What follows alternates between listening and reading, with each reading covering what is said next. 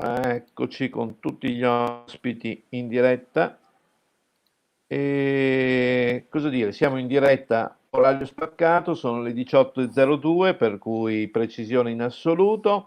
Siamo al secondo appuntamento da Roma perché abbiamo questa grande opportunità che Venezia Channel una volta alla settimana, il giovedì, oggi è giovedì se non sbaglio, Chiara correggimi se sbaglio perché ogni tanto Ah, ho qualche giusto, lapsus, giusto. siamo collegati il giovedì di Roma perché grazie a Chiara abbiamo la possibilità di avere degli ospiti particolari, un po' legati all'ambiente culturale, del teatro, degli attori e oggi abbiamo un pezzo da 90. Eh Vorrei già, lasciare a te Chiara la presentazione perché è un tuo amico oltretutto. assolutamente. Siamo in linea con Fabio Ferrari. Ciao, buongiorno, buonasera. Diciamo è quell'ora Ciao Fabio. tra il giorno e la sera questa, ecco. È l'ora indefinibile dell'aperitivo. E volevo presentare Fabio, molti se lo ricorderanno perché fece parte del cast dei ragazzi della terza C, ma in realtà ha fatto un casino di altre cose molto più interessanti e molto più importanti. Lui è regista, autore e attore di teatro. Figlio d'arte, no, stavo rileggendomi prima la tua biografia su Wikipedia e Sì.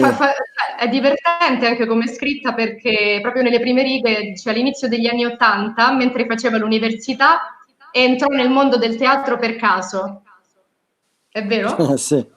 Sì, perché io avevo in mente di fare tutt'altro, proprio forse perché figlio di attori e quindi diciamo la parte così un po' magica di questo mondo non ce l'avevo tanto, avendo passato metà della mia infanzia in camerini di teatri d'Italia e avendo sentito più o meno ogni anno a fine tournée mia madre e mio padre dire la fatidica frase mai più, che è un classico. Poi invece se la sono portati poverini tutti e due, poverini, bene per loro, ma mio padre è stato in scena fino a 87 anni, mia madre fino a 83, quindi insomma hanno Però, fatto le loro carriere.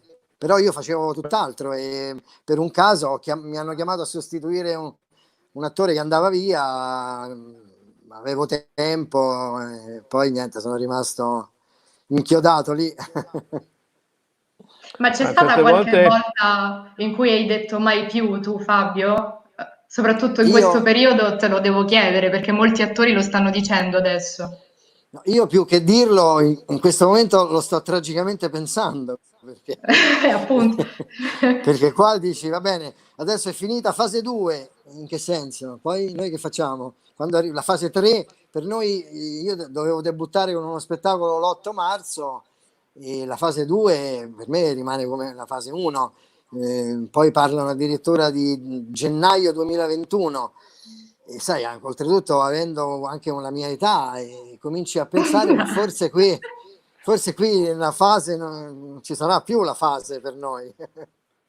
no, purtroppo non ci sono, come dire, delle prospettive chiare, Fabio, cioè non si sa bene come verrà affrontato questo problema. Questo è il dilemma più grosso, perché se almeno ci fossero, come dire, delle idee, allora uno si attrezzerebbe per arrivarci. Sì, Attualmente sì. tutto il settore dello spettacolo è un po' abbandonato a se stesso, è in un limbo e effettivamente molti attori e il giro d'affari di questo settore è importante e poi è importante diciamo per la popolazione, quanti di noi passano una serata al teatro, al cinema, spettacoli vari, no? Privarci di tutta questa fetta di intrattenimento è un po' grave, insomma, è un po' problematico. È molto brutto.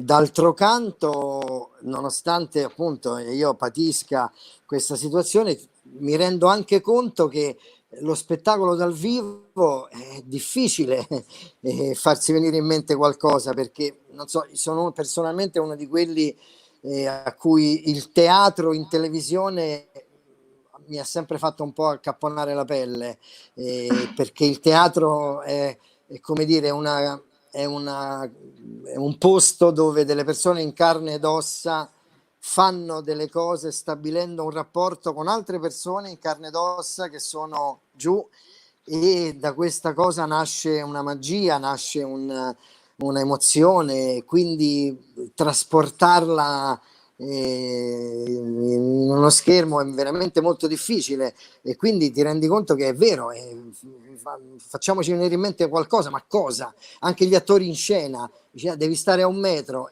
come fai a stare a 1 metro?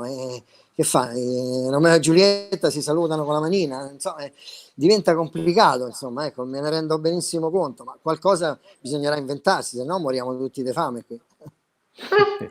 È un problema Beh, Fabio, veramente...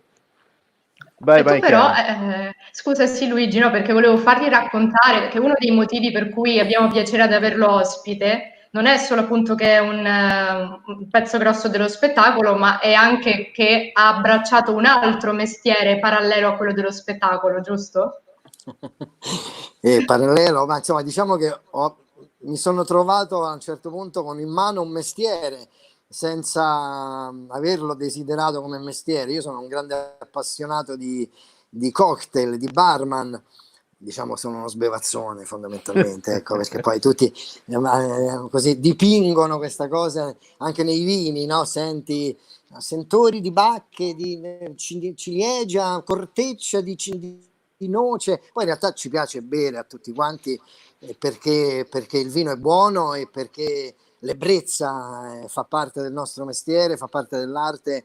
Però diciamo negli anni ho cominciato a interessarmi ai cocktail, perché dietro a un cocktail c'è una storia e a noi piacciono le storie, e quindi alla fine è nato un mestiere. Ho fatto i corsi, ho fatto i perfezionamenti, finché mi sono trovato a lavorare come barman, e faccio addirittura una trasmissione che adesso anche questa è ferma su una televisione dell'Umbria che si chiama Rete Sole, dove faccio un cocktail e poi lo bevo e lo gusto insieme a un ospite, così parlando della carriera, di quello che fa l'ospite, che è un giornalista, un attore, un cantante, un artista, quello che è.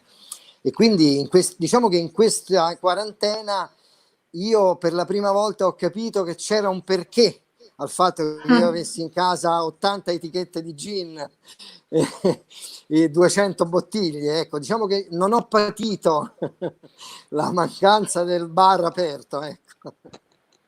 Ma anche perché diciamo che il bicchiere, che sia un bicchiere di vino o che sia un cocktail, è sempre un motivo per la compagnia, chissà perché, ma come dici tu, lo stare insieme prevede che ci si ritrovi con un bicchiere in mano, perché il vino, come dici tu, è una passione, è creare amicizie, creare rapporti umani, ed effettivamente sarà, io spero, la prima cosa che riusciremo a recuperare nelle prossime settimane, perché ovviamente per ora il fatto di fare questi aperitivi video è molto riduttivo. È pur sempre un piacere avere in casa, come dici tu, delle ottime bottiglie, però il fatto che in qualche modo questo bicchiere ci raccolga intorno è molto più importante, insomma, cioè certe volte può essere anche semplicemente una scusa, ecco, per stare insieme su un tavolo. Ma infatti Luigi, Come... volevo chiedere a Fabio se sente più la mancanza del palcoscenico o dell'aperitivo con gli amici. No, assolutamente dell'aperitivo. Il bar. Esatto, è vero, è Senti, ma Assolutamente il vero. bar. gli chiediamo di fare un po' quello che fa in quella trasmissione, però all'opposto, cioè di solito lo prepari il cocktail per l'ospite, lo prepari per te e te lo gusti con noi. Va bene, guarda, ho bisogno solo di 30 secondi per prendere l'ingrediente base di ogni cocktail, che è il ghiaccio, che ovviamente non posso tenere qui mentre chiacchieriamo, perché sennò si scioglie e non è più in grado di fare il suo lavoro. Però Beh, va non bene, preoccuparti, tanto Noi parliamo serviranno chiacchieriamo di io te, e 30 secondi, Chiara, prendo il chiacchieriamo. ghiaccio e lo faccio, va bene? assolutamente. Grazie Benissimo. Fabio. Allora Chiara, siamo al secondo appuntamento come dire, questo collegamento romano, come ti sembra l'idea? Cioè, secondo me bisogna veramente, come dire, rinforzarla e renderla fissa, perché un collegamento Roma-Veneto è bello, anche perché nel frattempo questa cosa ha fatto un po', come dire, scuola. Ho delle persone del Brasile che vogliono collegarsi, tra l'altro una persona che conosci anche tu, stanno nascendo nuove cose ed effettivamente è un vantaggio. È inutile collegarsi con le persone che magari abitano a pochi chilometri da qui, ma colleghiamoci con le persone che sono un po' più lontane, che ci raccontano magari qualcosa di diverso. A Roma come sta andando adesso questa fase 1 Guarda, adesso bis, 2? sì, c'è stata una riapertura, un po' una riapertura, le persone stanno ricominciando ad uscire. E infatti volevo pure dire a Fabio, tu l'hai vista questo inizio di seconda fase di apertura? Ecco, i bar hanno aperto ma non possono lavorare di fatto ancora. Sì, i bar poverini ci sono, però non possono fare quello che devono fare. Un secondo che devo prendere ancora una cosa. Sì. Tranquillo. Guarda, per Ok. me Luigi è stata una bella occasione comunque di rivedere, perché io e Fabio abbiamo lavorato assieme l'ultima volta per uno spettacolo bellissimo di cui parleremo appunto più tardi, perché gli ho chiesto di farcene sentire un pezzo. Quindi parliamo dello scorso ottobre. Sì. E quindi questa è stata anche un'occasione per me per rivederci, perché Fabio ha il potere di di farmi sentire bene, di mettermi sempre gioia, che penso che sia una caratteristica fondamentale per tutti quelli che sono gli attori carismatici, soprattutto gli attori appunto di commedia. Lui è specializzato insomma in questo genere, ma anche l'ottimo barman secondo me deve far sorridere. Eccomi qua, sono pronto per fare il cocktail. Vogliamo Che partire? cosa, intanto raccontaci cosa ci metti, quali Dunque, sono le materie il prime. cocktail che faccio oggi è un cocktail semplice che può fare quasi chiunque a casa perché ha due ingredienti semplici: gin e vermouth rosso. È un cocktail antico che si chiama Gin and It, dove it vuol dire, oltre a gin e quello, vuol dire Italia, perché il Ah, vermouth è nato in Italia. E quindi è un cocktail con solo due ingredienti, buonissimo e squisito, che ha una storia. È nato negli anni del proibizionismo, perché come sapete durante il proibizionismo l'arte di fare i cocktail ha avuto la sua massima espressione, perché la gente non poteva comprare i liquori, quindi li distillava a casa, e i liquori distillati a casa non è che fossero granché, e allora mischiarli, diciamo, era, come dire, un modo anche per bere meglio. E quindi vado a farlo molto semplicemente. sì. Ho messo già in frigo la coppetta che conterrà il cocktail e anche il mixing glass dentro il quale lo vado a mescolare, e adesso verso gli ingredienti. Mettiamo un'oncia e mezzo di gin, un'oncia e tre quarti di gin. Ecco. Ma noi che non abbiamo quel dosatore lì, com'è che la calcoliamo un'oncia e mezza? Mettete 45 millilitri. Ok, prendiamo il 45 dosatore. millilitri. Sì. Ok. E un'oncia e tre quarti di scusate, un'oncia e un quarto di vermouth rosso. Molto facile. Adesso prendiamo il ghiaccio, che è la cosa fondamentale di ogni cocktail. Non è possibile fare il cocktail se non c'è il ghiaccio. Questo vale per tutti i cocktail del mondo. Quindi se volete fare i cocktail, la prima cosa da fare è avere il ghiaccio. Tanto ghiaccio. Quanto ghiaccio? Sempre di più di quello che pensate ne serve. Ecco, con tutto questo ghiaccio qui si fa solo un cocktail. Andiamo a mescolare. Quindi la prima cosa che dobbiamo fare è comprarci una macchina del ghiaccio. Guarda, più che una macchina, io consiglio di comprare il ghiaccio già fatto, Già fatto, sì. perché oggi si trova un Ci sono, ghiaccio molto buono, sì, in molto puro. sacchetti, certo. Sì, perché il ghiaccio che facciamo a casa comunque è un ghiaccio che non è il massimo. mescoliamo e freddiamo e diluiamo, perché la cosa importante è che per sapere che l'acqua è un ingrediente fondamentale del cocktail. Quindi quando sentite qualcuno che al bar dice no, a me poco ghiaccio, quello non sa niente di cocktail. Il ghiaccio ci va e ci va sempre nelle dosi stabilite. Si mescola bene perché bisogna freddare bene il cocktail. Ecco fatto. Leviamo e andiamo a versare il cocktail. Non so se si vede bene, eccolo qui. Sì, certo.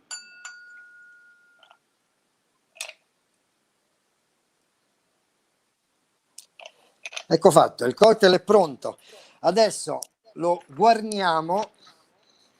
Io odio le guarnizioni, nel senso che non mi piacciono i solidi dentro il bicchiere, mi piace bere tutto quello che c'è dentro. Allora, invece di mettere una buccia dentro, faccio semplicemente uno squeeze sopra, insaporisco i bordi e questo è pronto, è il gin and it. Bene, allora io direi di fare innanzitutto subito un bel brindisi a te, alla tua gradita presenza, a Chiara, a tutti gli amici di Venezia Channel e dopo riprendiamo il discorso. Quindi cin e Cin cin, auguri a per voi, a il voi, a prossimo, a voi. noi.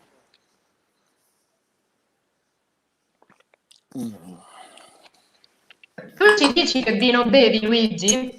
Allora, io oggi sono con un vino qui del nostro territorio, Fabio, e tu sai che sui Colli Ugani abbiamo degli ottimi rossi. Questo è Sì. una riserva, sempre dei Colli Ugani, è un'uva, è un misto, diciamo un blend di Merlot e Cabernet e quindi è già un 14 gradi, quindi ovviamente già un vino abbastanza importante che poi potrò proseguire nella cena magari con una carne, con qualcosa di altrettanto importante. Ogni tanto io ho la fortuna di avere dei vicini che fanno le grigliate e mi portano qualcosa, quindi perché io poi in cambio ho sempre qualche bottiglia da rendere loro, quindi è uno scambio vicendevolmente profittevole, ecco, Perfetto, diciamo. perfetto, perfetto. Comunque volevo dire a Chiara che questa ricetta te la devi annotare perché dopo sul post conclusivo la mettiamo perché veramente mi sembra una cosa interessante. Tra l'altro in questi giorni abbiamo parlato spesso di cocktail perché abbiamo avuto la fortuna di ospitare un paio di cantine i cui vini sono stati utilizzati, addirittura una cantina la proprietaria, la titolare della cantina ha realizzato una piccola guida seguendo alcuni dei bar, dei caffè più importanti e proponendo un cocktail. Quindi inseriamo anche questo cocktail di Fabio, Chiara, mi raccomando, non dimenticartene. Gin and it. Chiara, ci sei? Ti sei bloccata? Chiara è andata in... Chiara, non ti sentiamo. Sì, stavamo a rinviare. Ti sei bloccata un attimo. Pronto? Io mi Chiara? sento. Chiara? Io mi sento. Ti Io ti conviene sento veramente forse... molto male. Prova a uscire e ritornare, perché ti vediamo proprio bloccata come una bella statuina, bella ma sempre statuina. E così, ma quindi tutta questa tua passione adesso cioè, lo fai anche Guarda, per lo faccio per gli professione, cioè amici, per me, per gli sì, amici? lo faccio per professione, nel senso che ho lavorato per un anno in un ristorante romano Eh, che aveva anche un cocktail bar dove io facevo, diciamo, ho fatto il menù, nel senso ho fatto la drink list, gli ho impostato la bottigliera e poi facevo solo l'aperitivo, diciamo dalle 19:30 alle 21:30 per i clienti del ristorante facevo i cocktail.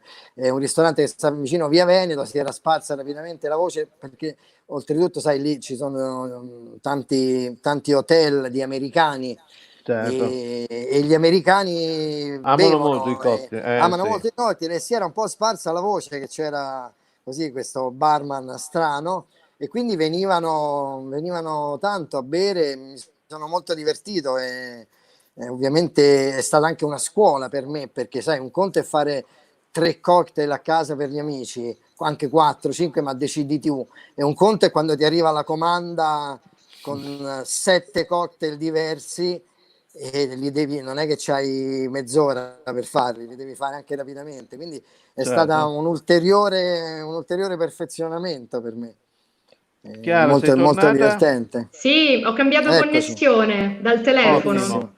Io vedo qui È un meglio. messaggio che magari vi dice qualcosa, è firmato Doni Corrado e dice bere bene e in ottima compagnia teatrale, tra virgolette, è uno degli imprescindibili piaceri della vita.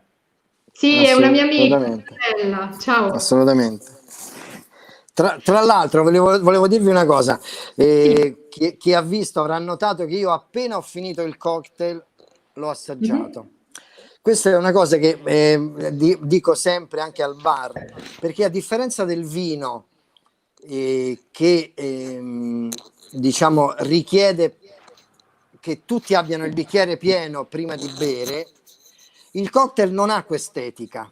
Cioè, Mm. l'etica del cocktail è bevilo subito, appena è arrivato. Un cocktail non aspetta nessuno, ecco, questo è. È bello. Quindi appena arriva il bicchiere si beve, dice, no, ma lui non ce l'ha ancora, non importa, bevi. Si Questo è vede un che po' lui differente. proprio è un amante. Infatti Luigi, quando sono andata a trovarlo, Fabio, nel suo altro mestiere, in un posto Ma è bellissimo, vero, adesso tu sei non... venuta, è vero, sì, sì, sì. Però ci sei Io, rimasto male, mi ricordo, perché mi hai detto che cosa ti faccio. Io dico invece io sono un'appassionata di vini, ho detto, vabbè, e tu mi dicesti, vabbè, non so io, allora dovresti andare di là, che c'era quello che apriva la Ti chiamo, bottiglia con la scimitarra. sì. con la scimitarra. Comunque, Fabio, Venivano. c'è qualche vino che si sposa per delle basi di cocktail, vero? Guarda, adesso da qualche anno si cominciano a fare anche dei cocktail con il vino. Ah, Sai, noi italiani un pochino ci sembra sempre strano vedere versare un'oncia di Chianti dentro la vodka. Però io non li faccio, però li ho bevuti e fatti da un barman serio e devo dire che sono ottimi. Io al massimo arrivo ai cocktail con lo champagne, ecco, che sono già, perché sono un amante dello champagne e anche dei cocktail con lo champagne. Io adesso buoni. qui avrei delle immagini e quindi le metterei in onda e poi Mhm. lascerei a te, Fabio, e a te, Chiara, commentarli perché mi sembra giusto. Allora, partirei da questa che ti vede molto, ecco, un'immagine presidenziale, direi. Che Sì, Sei molto meglio di Conte. guarda, la cosa buffa di questa immagine è che è un film dove mi hanno invecchiato perché io avevo ancora i capelli completamente neri e mi hanno praticamente ingrigito i capelli come poi sarei diventato dopo pochi mesi e questo mi ha fatto molto ridere. Mi era capitato anche un'altra volta sempre in un film di Ettore Scola che si chiamava Gente di Roma, dove lui mi aveva preso, però dicendomi: guarda, sei un po' giovane per questo ruolo e ti imbianco le basette e ti metto dei baffi un po' così, sale e pepe. Insomma, la cosa bella è che io ho fatto questo film. Quando è finito il film, io mi sono tagliato i capelli e mi sono ricresciute le basette bianche come, come le avevo Ma fatte. questa magia funziona solo con le cose fisiche o puoi interpretare il ruolo di un miliardario, per esempio? E diventare Guarda, miliardario. Eh. mi fanno quasi sempre fare le parti dei ricconi. È una Insomma. beffa, una tragica beffa. No, però ecco appunto io volevo parlare dello spettacolo di cui accennavo prima e che è un po' il vanto di Fabio, cioè nel senso lui è innamorato di questo stesso spettacolo anche se magari non è appunto quello che gli ha portato più, appunto, più soldi o più prestigio, però è veramente un gioiellino, uno spettacolo che ha il titolo Razzia. Ce ne vuoi parlare, Fabio? Sì, Razzia è un testo scritto da uno storico, non da un drammaturgo, È un testo sul rastrellamento degli ebrei romani il 16 ottobre del 43 al ghetto di Roma, e sono 10 monologhi che raccontano questo episodio da vari punti di vista.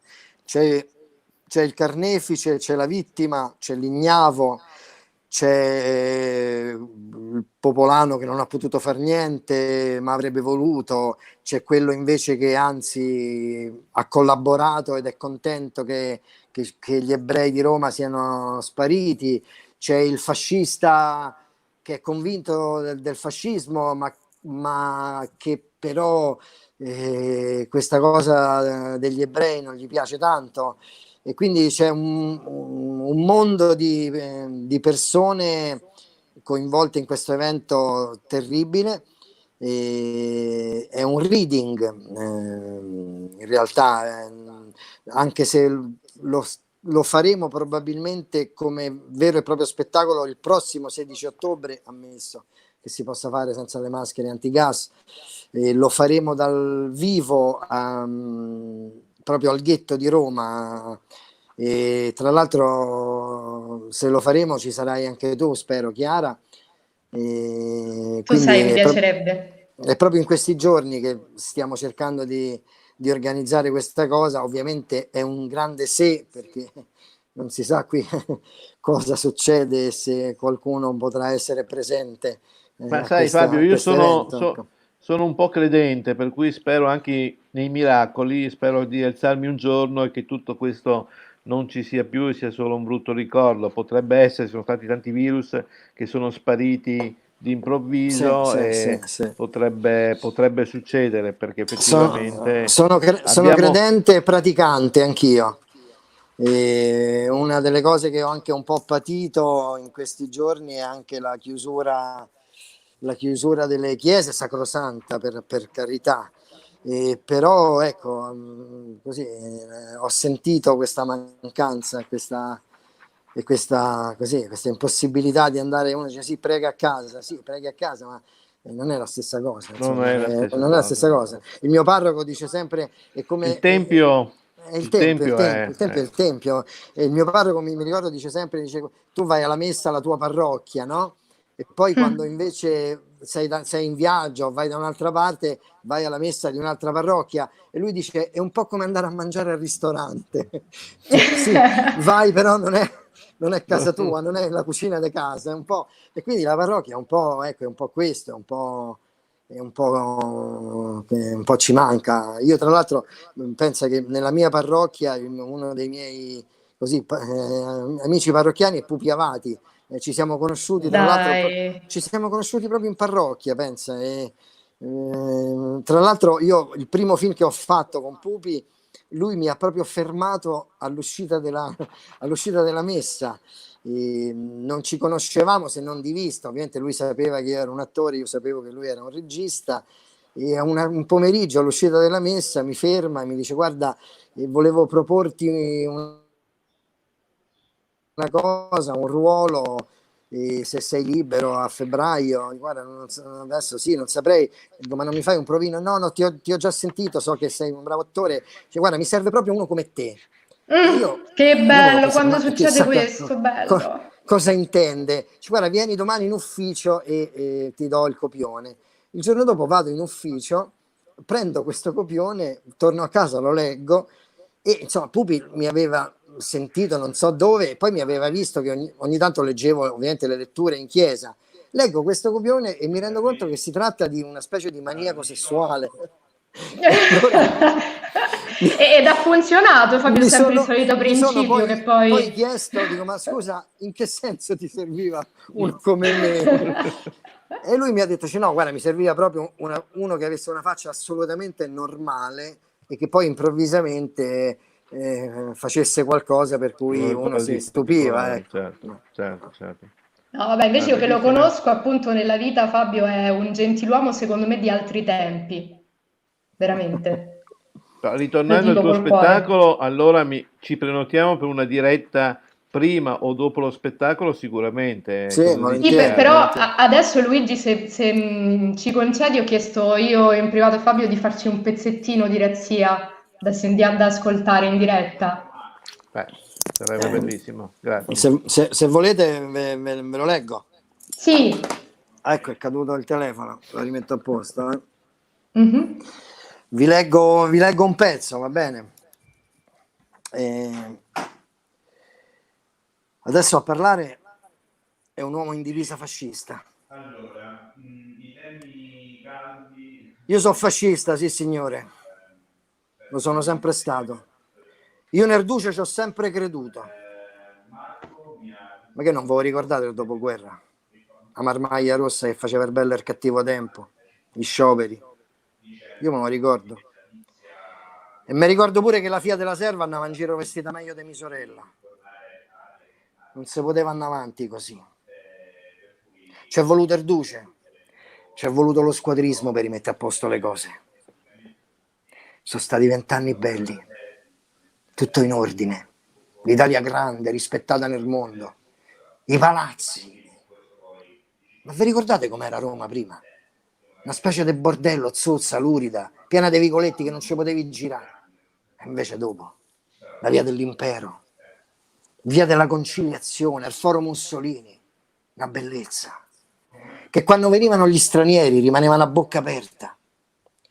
E quanti ne venivano dei stranieri a Roma, Tutti col cappelluccio in mano a chiedere Duce questo e quello.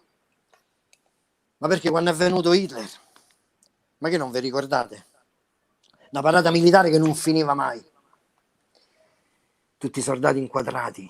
Io ci stavo con la milizia, ho sfilato. Ci stavano tutti. Re, Badoglio, Hitler.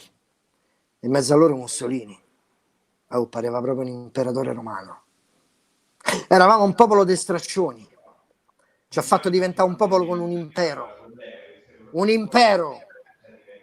Io che ero un mezzo morto di fame, che campava di stipendio. Quando andavo in giro con la divisa da ufficiale della milizia, ero uno forte, rispettato. Parevo pure più alto.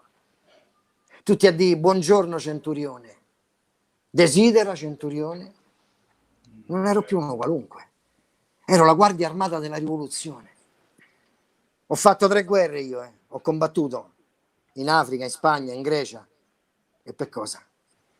Per veder crollare quell'infame fracico del Badoglio, quella mezza tacca di sciaboletta, quella che Mussolini aveva fatto imperatore. Ho versato il sangue io per sta patria, per ritrovarmi lo straniero che calpesta la terra mia, che ha invaso la patria mia coi negri. Io sono fascista, sì signore, e continuerò a esserlo. Io la camicia nera la metto con orgoglio, ma non si poteva fare. Certe cose non si possono fare. Me lo ricordo il 16 ottobre, era sabato, era mattina. Io me ne stavo a casa a cercare di non pensare alla fame. Mi sfogavo a leggere i giornali per cercare una buona notizia, che ne so. Una nave americana affondata, la vittoria dei tedeschi sul fronte russo. Cercavo di non mangiarmi il fegato a pensare come era diventata la terra nostra. Insomma, a un certo punto si mettono a bussare. Vado ad aprire, mi trovo 2 ragazze. Mi guardano e mi fanno: la prego, ci faccio entrare, siamo ebrei, ci stanno i tedeschi. Io sapevo che volevano dire. Io con i tedeschi ci ho parlato. Eppure con qualcuno dei miei camerati che erano tornati dalla Russia. Io lo sapevo che l'ammazzavano tutti. Mica se facevano problemi. Mi pigliavano, li portavano davanti a un fossato e gli sparavano. Uomini, donne, bambini, non gliene fregava niente. Lo sapevamo tutti. I camerati miei mi dicevano che quando i tedeschi ti raccontavano queste cose si mettevano pure a ridere. Io sono fascista, sì signore. Io nella guerra dell'asse ci credo, ma certe cose non si possono fare. Insomma, come vedo queste 2 ragazze, le pio, le butto dentro uno sgabuzzino che c'è dietro la cucina. Ci ho messo davanti un armadietto, poi ho aspettato. Manco 2 minuti mi bussano 2 tedeschi. Erano SS, io le divise le conosco bene. Arti, grossi, non parlavano manco una parola di italiano. Mi si mettono a strillare in tedesco. Io un po' capisco. Volevano le ragazze. Allora gli ho fatto il saluto. Mi sono messo sull'attenti, gli ho fatto camarad. Insomma, gli ho fatto un po' di scena. Non gliene è fregato niente. Mi danno uno spintone e mi buttano dentro, si mettono a frugare. Io allora a fargli vedere la foto del Duce, la foto di Hitler. ha cercato di distrarli in qualche maniera. Non lo so che è stato, forse c'erano fretta, forse la camicia nera, insomma dopo un po' piene se ne vanno. Però prima mi guardano e mi fanno italiana, Badoglio, con una faccia di odio che campassi 100 anni non me la scordo più. Le ragazze si sono salvate la sera prima del coprifuoco, sono uscite, mi hanno detto che andavano da certi parenti. Io sono fascista, sì signore, ma certe cose non si possono fare. Che bello. Questo è uno dei monologhi di questa pièce di Amedeo Osti Guerrazzi, che è uno storico romano che ha dedicato praticamente la sua vita a studiare l'Olocausto a Roma, perché a Roma c'è stata questa, come un po' in tutta Italia, questo luogo comune degli italiani brava gente. È vero che ci sono state tante brave persone, ma ci sono stati tanti Caino a Roma.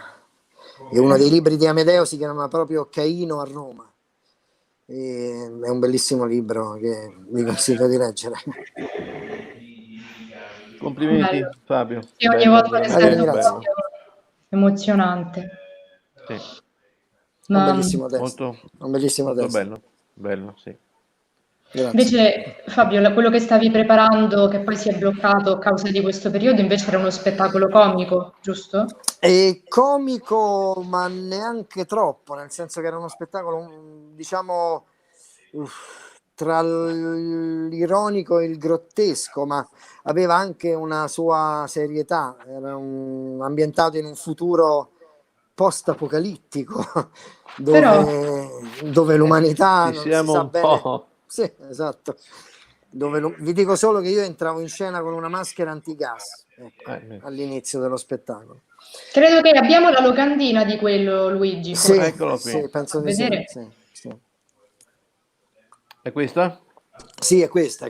Due loschi figuri, un uomo e una donna, che non si sa bene chi siano stati, che vengono convocati per un lavoro, per uno strano lavoro, una rapina, in un appartamento da un tipo che dice di chiamarsi Dio.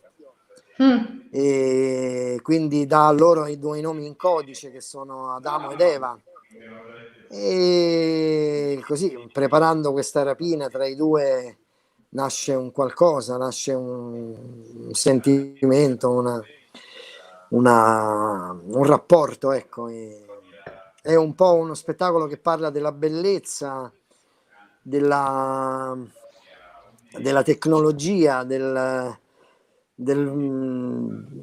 fatto che oggi siamo più rivolti a guardare le luci dei telefonini che le luci delle stelle. Poi fermo restando che è grazie ai telefonini che oggi possiamo fare questo. Bisogna sempre ringraziare. Ci sono Io amo la due tecnologia. lati, no? In qualche Sì, modo. esatto. Da una parte la tecnologia è invasiva, dall'altro può essere utile ed è difficile sempre l'equilibrio, perché poi un equilibrio si può trovare, però è complicato e spesso è frutto di interessi e quindi questi equilibri ovviamente vanno su e giù. Vedo in questi giorni alcune fotografie del nostro ambiente, sia marino che di montagna, di pianura, completamente diverse, con delle immagini, con dei colori che non abbiamo mai visto e li vediamo adesso purtroppo in questa fase in cui ci tocca personalmente, dall'altro la natura, non voglio dire che si prenda una rivincita, ma la natura recupera un suo valore che purtroppo noi con le nostre attività abbiamo perso, ecco. Sì, come dire, non so se ti ricordi, ma c'era uno dei primi film di Woody Allen, quando Woody Allen faceva dei bellissimi film, non che adesso siano brutti, ma insomma... No, però è vero, erano un'altra cosa. Era un'altra cosa. C'era a un certo punto la descrizione della natura, e lui diceva a un certo punto: ma lo sai, la natura è il pesce grande che mangia il pesce piccolo, è un po' un enorme ristorante. Ecco, io credo che la natura non è né buona né cattiva, la natura un po' È la natura. è la natura, il virus è la natura, noi siamo la natura, il virus cerca di sopravvivere e noi cerchiamo invece di non farlo sopravvivere. E allora mi piace vedere ecco, i colori, vedere l'acqua limpida delle fontane di Roma o di Venezia, però come dire, a me, dico la verità, francamente, se noi non ci fossimo, il pianeta fosse il posto più bello del mondo, me ne fregherebbe molto poco. Ecco. Io voglio che noi ci siamo, Certo. anche perché il pianeta è bello perché ci siamo, perché senza l'uomo non c'è il bello lo abbiamo nominato noi, come dire, senza di noi la Terra è un ammasso di fango e acqua che gira per l'universo, ma la bellezza l'abbiamo creata noi, sì. L'abbiamo soprattutto nominata noi, certo. Oltre che poi creata e inventata. E quindi certo mi piace vedere Venezia con l'acqua limpida, ma non può essere Venezia così. non ci sarebbe se non ci fosse stato l'uomo. Esatto, se qualcuno l'avesse detto io voglio costruire una città qui, ma dove qui? Sull'acqua? No, nell'acqua. A me mi fanno sempre un po' ridere quando penso Venezia sprofonda, ma perché ti stupisci? E cioè hanno costruito una città non sul mare, nel mare. E quindi è per forza che piano piano in qualche modo la natura cerca di prendersi. Io vivo vicino a Piazza del Popolo, c'è l'erbetta a Piazza del Popolo, fa impressione vederla, però come dire, io vorrei che, cioè, se noi sparissimo dopo 5 anni non c'è più Piazza del Popolo, c'è l'erba alta 2 metri, e allora a me viene più la sensazione: erba, vai a casa tua, Piazza del Popolo è roba nostra. Ecco, come dire, certo. No, capisci? È una riflessione esatta. Io ho altre 2 o 3 immagini da proporre, così ce le commenti. Questo è uno spettacolo dove ho avuto l'onore di recitare con Raffaele Pisu, e lei è Miriam Mesturino, un'attrice bravissima che è anche un'amica. Si chiama Chat a 2 piazze, è una commedia di Rai Cunei che abbiamo replicato per 360 repliche, una cosa infinita con enorme successo, e di cui poi in seguito ho curato la regia. E io ho visto quello lì, infatti, in cui tu eri solo in regia. Sì, in cui Antonio Pisu, che faceva mio figlio nella prima edizione, faceva il mio ruolo. È uno spettacolo veramente stupendo, ma non dico la mia regia o quella di Gianluca Guidi, dalla quale devo dire ho attinto a piene mani quando l'ho rimessa in scena, ma è un testo formidabile, è una di quelle macchine teatrali perfette, per cui si chiudono porte e si aprono finestre e si nascondono persone. È uno di quei meccanismi, un po' la Feydeau, però un Feydeau di oggi, un Feydeau moderno. È una macchina perfetta che penso che durerà fino a quando durerà il teatro, cioè forse fino a sabato prossimo. Poi facevi cos'è? Molière, sembra. Questo è Goldoni. Ah, Goldoni. Questo è lo spettacolo che io personalmente come attore ho più amato nella mia carriera. È La vedova scaltra di Carlo Goldoni, messo in scena da Gianluca Guidi, con la regia di Gianluca Guidi, e con Francesca Einaudi, Giuseppe Zeno, Riccardo Bocci, Claudia Ferri e tanti altri attori, Alessandra Cosimato, dove io interpretavo Don Alvaro de Castilla, un nobile spagnolo che parlava così, che era una cosa meravigliosa, dove, ecco, io qui ho avuto le più grandi soddisfazioni della mia carriera come attore, perché quando uscivo dal teatro il pubblico mi riconosceva in quanto io, Fabio Ferrari, e mi chiedevano: ma sei venuto a vedere lo spettacolo? No, io ero Don Alvaro. per me questo è il più bel complimento che un attore possa ricevere, perché vuol dire che tu hai fatto veramente, hai fatto una trasformazione, hai operato quello, la cosa che a noi attori piace fare, che invece è sempre più difficile fare, e ti vogliono sempre perché come sei tu nella vita, e non ti prendono mai per come tu ti diverti a camuffarti, no? Eh sì, Ecco, è poi il a me principio di Tuzzi, no? Il film, che quello esatto, era non lo sempre un prendevano troppo mai, basso. esatto, troppo basso, troppo alto. Allora fa la donna, diventa per me ecco, la mascherata è la cosa più bella di fare l'attore. L'attore dovrebbe sempre camuffarsi. Infatti, Fabio, Adesso, ti voglio vedere far la donna prima o poi. Guarda, l'ho fatto. adesso due immagini più Mm. leggere, direi. L'ho fatta con esiti tragici. Ecco, questo, Eccoti qua in azione, tra virgolette, no? sì, Con una questo no. bellissima camicia hawaiana. No, vabbè, io però l'ho visto in azione tutto elegante con la giacca, anche in look da Sì, barman. questo era lo stesso ristorante, ma avevo deciso che in primavera bisognava cambiare look e bisognava dare un'aria più estiva, appunto. E quindi avevo comprato un set di camicie hawaiane di vari colori per dare appunto un'immagine così del cocktail estivo. E qui invece E- abbiamo una rassegna, penso, dei tuoi Questo è que- personale, però. attrezzi di lavoro, no? questa è casa mia. La Ah, raccolta Eh, privata, infatti. Questo è un cocktail che è veramente talmente complicato da fare e laborioso che l'ho versato in vita mia, l'ho servito solo una volta in un locale, però questo l'ho fatto a casa mia. Si chiama la Crimean Cup alla marmora, è un cocktail di 150 anni fa.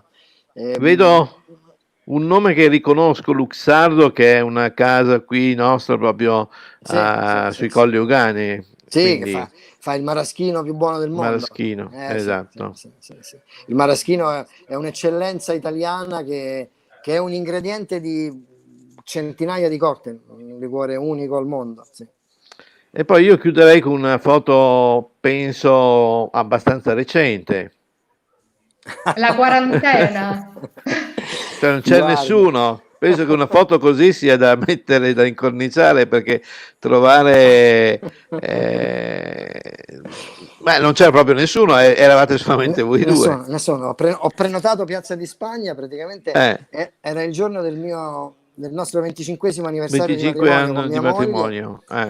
e in teoria stavamo organizzando a gennaio, febbraio una festa in un locale, insomma, stavamo vedendo dei posti, poi è arrivata questa cosa, ci siamo resi conto che non potevamo fare niente. Allora il giorno dell'anniversario siamo andati a Piazza di Spagna e tutte e due con le mascherine, c'era una macchina della polizia municipale, mi sono avvicinato a un poliziotto in borghese col distintivo, il quale ci è venuto incontro e ha fatto: mi scusi, posso chiederle una cosa? Mi dica, non è che mi farebbe una foto? Questo mi guarda e mi fa: ah, pure la foto vuoi? Io devo fare il verbale. Io come il verbale? Dico, tu non puoi mica uscire. Dico, guardi, noi abitiamo a 200 metri. E sì, mi dice, ma tu puoi uscire per fare la spesa. Qua mi pare che non siete usciti per fare la spesa. Gli ho spiegato la situazione, poi è stato gentilissimo, ci ha fatto un intero servizio fotografico. Ecco, devo dire che quando leggevo dei post e le sentivo dire una Roma spettrale, beh no, Roma spettrale non è mai. Lì puoi di tutto tranne che è spettrale, cioè sembra un set. Sì, Sembra un set davvero. cinematografico, l'hanno ricostruita, uno se la gode e ti dico una cosa che forse non è bella, ma io ho già un po' di nostalgia di quella Roma così. Pure capisco che ben venga la fase 2, 3, 4, 5, riprendiamoci la vita. Però ecco, vedere Via dei Condotti, Lungotevere, Piazza di Spagna, Trinità dei Monti, lì è stato Piazza Navona, è stata un'esperienza veramente irripetibile. Surreale, penso anche. Assolutamente, assolutamente. Ma tra l'altro, secondo me, adesso, in questa fase un po' intermedia, ci saranno ancora dei bei squarci, nel senso che adesso i turisti non ci sono e non ci saranno per un po', per cui ci sarà la vita cittadina, ci saranno gli abitanti, un po' come Venezia. Io non sono andato in questi giorni, mi hanno detto che si è ripopolata, Piazza San Sì, Marco, sì. eccetera, però sono i locali, ci sono le persone che vanno a fare la spesa, che escono per motivi, diciamo, personali, ed è una cosa ben diversa dall'afflusso turistico che paralizza tutto e riempie tutto in modo indissolubile, cioè veramente Venezia adesso, ok, una settimana fa era deserta come Piazza di Spagna, adesso è un po' più ripopolata, ma è già, come dire, un guardare una cosa viva, ecco, cioè la differenza, però Senza una bolgia. accettabile, Sì, esatto. senza una bolgia, Io, sì, sì. io sono curiosa, ma anche preoccupata, lo dico soprattutto a Fabio che è qui a Roma, di come sarà la nostra estate romana, sinceramente, non lo so. Cioè, non riesco a immaginare. Ho paura che la gente impazzisca. Nessuno lo può dire, perché nessuno di noi nessuno ha mai vissuto questa cosa. Siamo di fronte a una cosa mai vissuta da nessuno. Perché non c'è nessuno vivo che ha vissuto la spagnola, che peraltro è stata una pandemia tragicamente più grave di questa. Chiaro. Cioè, ogni famiglia aveva un morto in casa, ecco. Però nessuno può dire cosa succederà e come vivremo. Anch'io sono timoroso di sapere che succede. Ti dico, io sono uno di quelli un po', come dire, io sono ancora in clausura, io ancora sto a casa, perché penso che questo sia il momento più pericoloso. No, io anch'io, sono d'accordo con te. Perché adesso vanno in giro, però noi sappiamo lo sappiamo dai numeri, che probabilmente in Italia ci sono 5-6 milioni di persone che sono positive a questo virus. Certo. Perché è un 10% di quelli che prendono. E speriamo, ecco, devo dire che mi sembra che qui a Roma almeno ci sia stata coscienza. Io mi aspettavo il 4 un delirio, invece no, non c'è stato. C'è più gente, ma mi sembra che si sia avuta la percezione che non è un gioco, che non è una mania del governo, che è una cosa seria, anche perché mi pare che tutti i capi di governo che hanno fatto i ganzi all'inizio se lo sono preso tutti, poi sì. l'hanno pagata, Certo. quindi speriamo che di uscirne più rapidamente possibile. Già. Qual è la prima cosa che vuoi fare quando finisce tutto questo, Fabio? Un altro gin and eat, ma al bar. Io direi che siamo arrivati un po' alla conclusione di questo bellissimo incontro, che appunto dovremo replicare non appena ci sarà la presentazione, come si dice, la vernice, non so, del tuo spettacolo, e quindi dandoci appuntamento a metà ottobre, giusto? Mi sembra di capire. Ma chi lo sa? Prima ci hanno detto metà ottobre, con adesso ci con dicono l'altro spettacolo dicembre. prima. Chi lo sa? Vabbè, no, sì. parli di razzia, sì, dovrebbe essere metà ottobre, appunto. Speriamo. Beh, ma dai, siamo positivi, metà ottobre Speriamo potrebbe essere una data. Sì. Speriamo, dai. Facciamo un brindisi comunque al nostro futuro, perché un futuro comunque lo avremo. Ragazzi, a voi, io adesso chiuderò con una sigla che mi piace particolarmente, è un cantautore, e diamo appuntamento ai nostri telespettatori alla prossima puntata. Chissà Chiara chi ci porterà da Roma nella prossima occasione. Cin cin a tutti. Ciao, a presto. Chiara. Grazie. Ciao Fabio. Ciao bella. Ciao.